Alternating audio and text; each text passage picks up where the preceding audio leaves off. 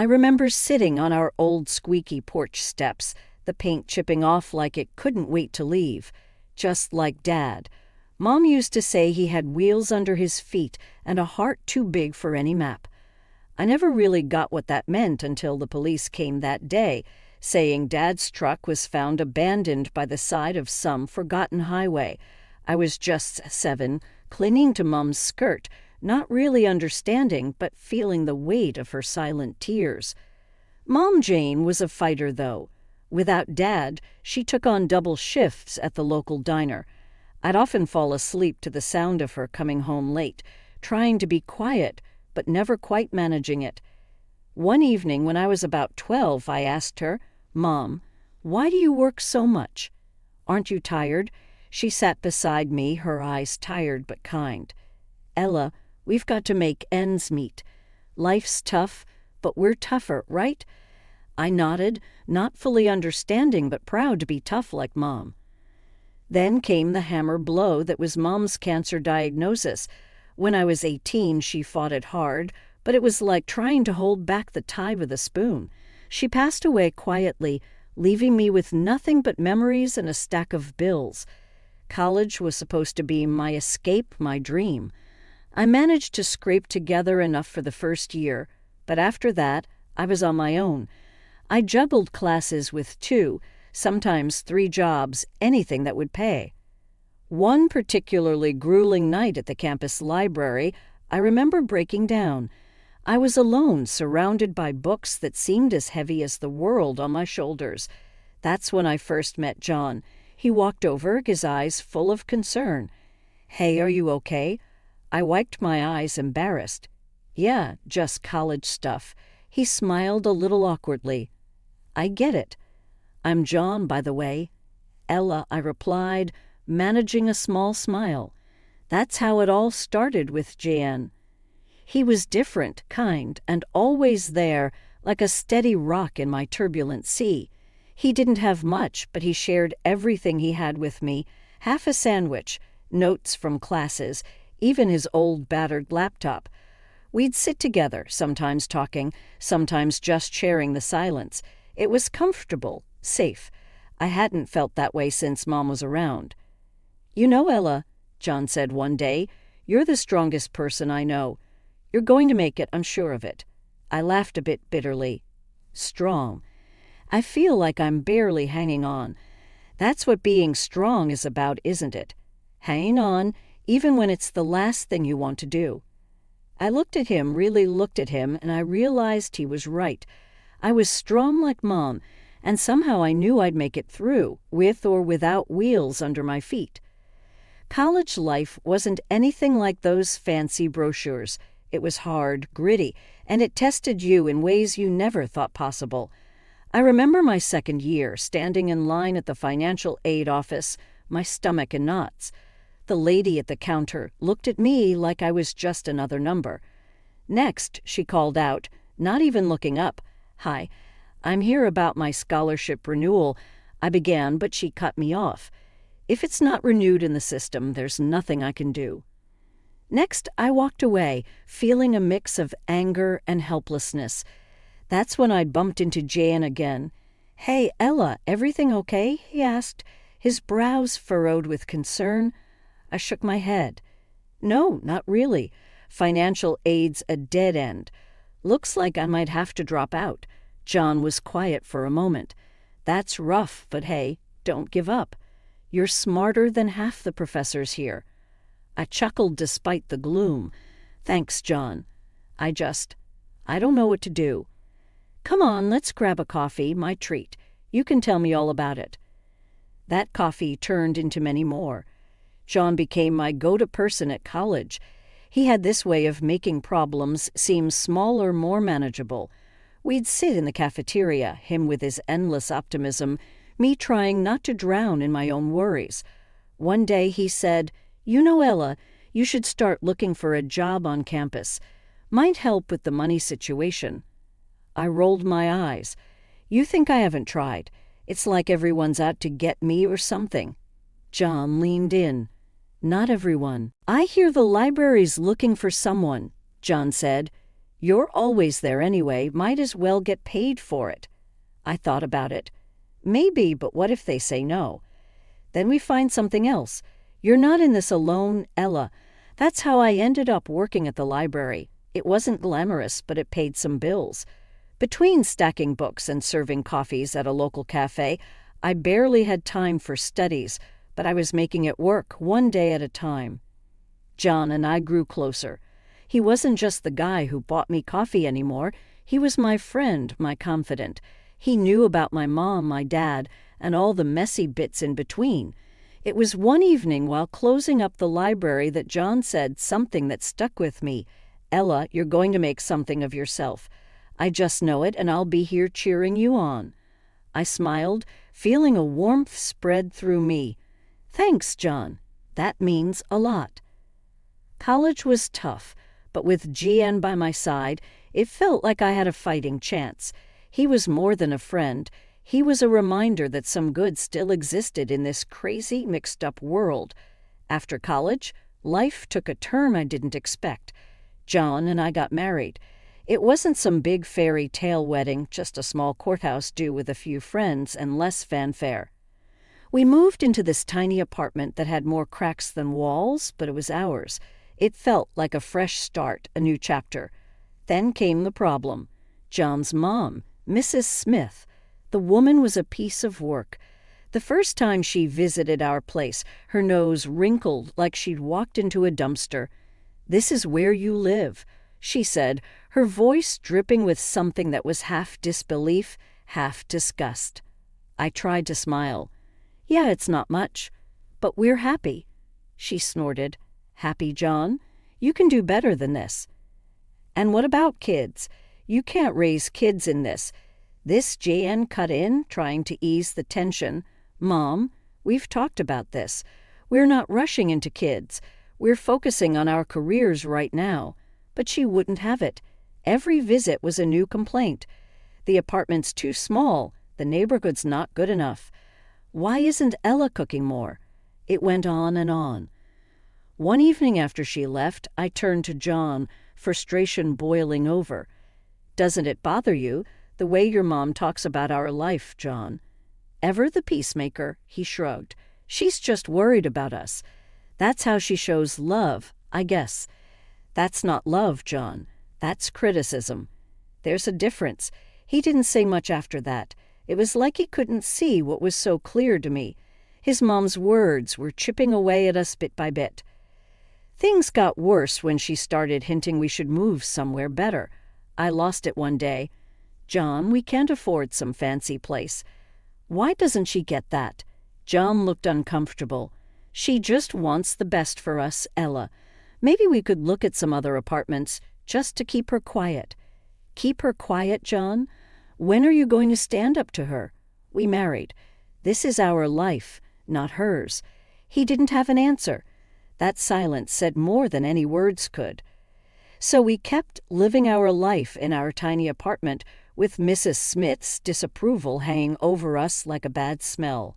I loved John, but his inability to stand up to his mom was driving a wedge between us. It was like he was still her little boy, not a grown man, married and making his own way in the world. As time marched on, so did our lives, but in different directions. I landed a job at a marketing firm, and it was demanding as hell, but I loved it. I was climbing the ladder, making something of myself. John, on the other hand, was stuck in the same old job, a manager at a local retail store. He seemed okay with it, but I couldn't understand why he didn't want more. One night, I came home late, exhausted but buzzing from a successful project. John was on the couch, glued to some TV show. I flopped down beside him. "You won't believe the day." We landed the big account. John grunted. "That's great, Ella." I frowned, looking for some enthusiasm. "Aren't you happy for me?" He turned a bit annoyed. "Of course I am, it's all you ever talk about. Work, work, work." I sat up, stung. "Well, sorry for being passionate about my career. What do you want me to do?" "Be like you, satisfied with just getting by." He shot up. What's that supposed to mean? It means, why don't you want more, John? Why are you content just being this? He didn't answer, just stormed off to bed. I stayed on the couch, fuming and hurt. The tension spilled over into everything, even simple conversations turned into minefields. Then came the day when John dropped a bombshell. He wanted us to move to a bigger place, something more befitting our status. I stared at him like he'd grown a second head. Befitting our status, John. We can't afford a fancy place. We're doing fine here. He was insistent. But we can't live like this forever, Ella. And my mom keeps saying. I cut him off. Oh, so it's your mom again. When are you going to stop listening to her and start living for us? John's face turned red. I'm thinking about our future, Ella. Maybe you should too. That hurt. It felt like he didn't see all the hard work I was putting into building that future. It was like we were on different planets. In the end, we did move to a house that cost us a whopping $12,000 a month. I could afford it, but it was a stretch. John seemed happier, but every time I wrote that rent check, I felt a part of me scream and protest. We were living in a house that was too big, with a gap between us that was growing wider. I lay awake most nights, wondering how we got here. Was it the money, the jobs, or had we just changed too much? Just when I thought things couldn't get more strained between John and me, life threw a curveball. John's dad fell seriously ill. It hit John hard. They were close. Overnight, our already fragile routine got upended. One evening, after a particularly rough visit to the hospital, John slumped into a chair, looking like the world was on his shoulders. Dad's not doing good, Ella.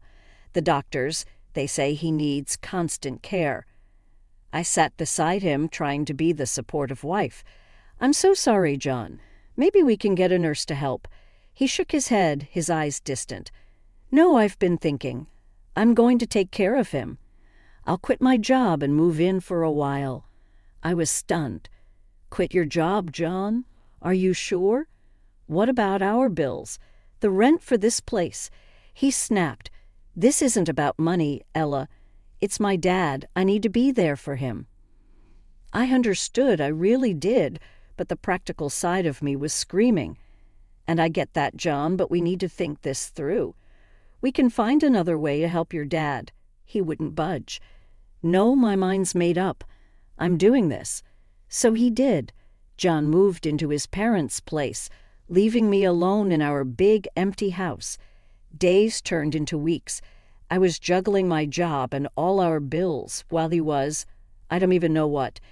Every time I called or visited, it was the same scene.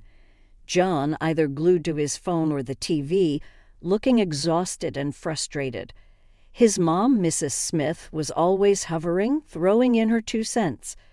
One day, I found him sprawled on the couch, a beer in hand, eyes glued to some game. John, shouldn't you be with your dad? He barely glanced at me. He's sleeping. What do you want me to do, sit and stare at him? I bit back my frustration. You could look for a part-time job, help out with our expenses. That got his attention. He sat up, angry. Really, Ella? You want me to work now, while my dad's lying there, dying? I tried to keep my voice steady. We're drowning in bills, John. I can't handle everything on my own. His mom walked in, always perfect timing. Ella, John is doing a noble thing, taking care of his father. You should be grateful. Grateful. The word hit me like a slap. Grateful. I'm keeping our lives afloat while he sits here doing what? Playing caretaker while watching TV and drinking. John stood up, towering over me. You just don't get it, do you? This is family. Maybe if you had one, you'd understand that. It cut deep, too deep. I walked out, the sound of his mom's tut-tuts chasing me. I drove home, tears blurring my vision. This wasn't the man I married. This was a stranger living a life I didn't sign up for. The days after John's father passed were tough. I expected things might start to shift back to normal, but they never did. John never went back to work. Instead, he spent more and more time at his mom's place, leaving me alone in our big, expensive house, drowning in bills and loneliness. One evening, I came home from work to find John and his mother, Mrs. Smith, sitting in the living room. The air was thick with tension. I could tell something was up. "Ella, we need to talk," John said, not even bothering to look at me. I set my bag down, feeling a knot in my stomach. "What's going on?" Mrs. Smith, who always had too much to say, started. "We've decided it's best if John and I live here. We can take care of the rent now." I was shocked. "What? This is our home, John. You can't just kick me out." John finally looked at me, his eyes cold. "It's not working, Ella.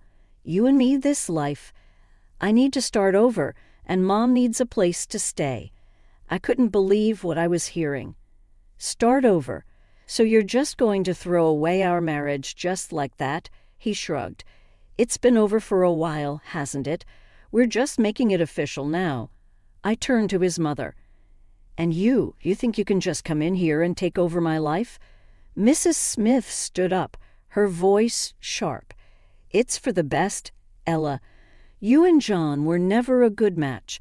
He needs to be with family now." I was seething. "Family? What about me? I'm his wife." John stood up facing me. "Not anymore. We want you out, Ella. The sooner, the better." I looked between them, the betrayal cutting deep. "Fine, I'll go. But don't think for a second that this is okay. You're both making a huge mistake." I packed a bag with my essentials, my hand shaking with rage and hurt as I walked out the door. John's voice followed me. "We're doing what needs to be done, Ella. You'll see, this is for the best." Settling into my new, modest apartment felt like a fresh start. It was small, but it was a place where I could finally breathe, away from the stifling atmosphere of my past life with John and his overbearing mother. The walls were bare and the furniture was minimal, a stark contrast to the lavishness I'd left behind. As I was arranging my few belongings, my phone buzzed. It was a message from an old mutual friend of John and me. "Lara, hey Ella, have you heard about John and his mom? They're living it up. Expensive clothes, fancy gadgets. Wonder where all that money is coming from." I stared at the screen, a mix of curiosity and bitterness swirling in me. Where were they getting the money? I thought back to the expensive house, the bills, and the lifestyle they had insisted on.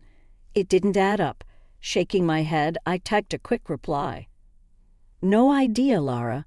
Good for them, I guess." But the question nagged at me. I couldn't help but wonder how they were affording such extravagance, especially after kicking me out and with John not working. A few days later, I ran into another friend, Mike, at the grocery store. He brought it up again. "Ella, you won't believe it. Saw John and his mom at the high-end electronics store. They were buying like there's no tomorrow. Heard they even sold their family home. Crazy, huh?" I forced a smile. Yeah, crazy, but inside my mind was racing. They sold the family home. Was that where the money was coming from? As I unpacked groceries in my kitchen, a small, unadorned space that was now my refuge, I couldn't shake the feeling of unease. I was moving on, building my life again from scratch, while they seemed to be living in a world of luxury built on lies, deceit. I sat down at my tiny dining table, a second-hand purchase, and let out a long breath. It didn't matter, I told myself. I was out of that toxic environment, free from their twisted dynamics. But deep down, I knew the truth. It did bother me. It bothered me that they seemed to be thriving after throwing me to the curb. I had worked hard for everything I had, while they seemed to be enjoying a life of ease and comfort. As the evening wore on, I found solace in the quiet of my apartment. It was mine, earned through my own effort and resilience. I had lost much, but I had gained something more valuable: my independence, my sense of self. For months into my new life, the past came knocking in a way I never expected. My phone rang one lazy Saturday morning, the caller ID flashing John's name. I hesitated but answered. "Ella, we need your help." John's voice was shaky, desperate. I sat up, alert. "What's happened, John?" "It's all gone wrong. We got kicked out of the rental house. Mom and I. We have nowhere to go." I couldn't believe what I was hearing. "Kicked out? But I thought you had money." There was a pause. "The money's gone, Ella. Dad left debts, not inheritance. We thought." His voice trailed off. I felt a mix of emotions, shock, disbelief, and a tinge of satisfaction. Were they really posh all this time, hoping for a rich inheritance? Seriously, it was too much, even for my ex-husband. "So what do you want from me, John?" "We were wondering if maybe we could stay with you, just for a while, until we sort things out." I laughed, a short, bitter sound. "You want to stay with me after everything?" John's voice was pleading now. "Please, Ella, we have nowhere else to go.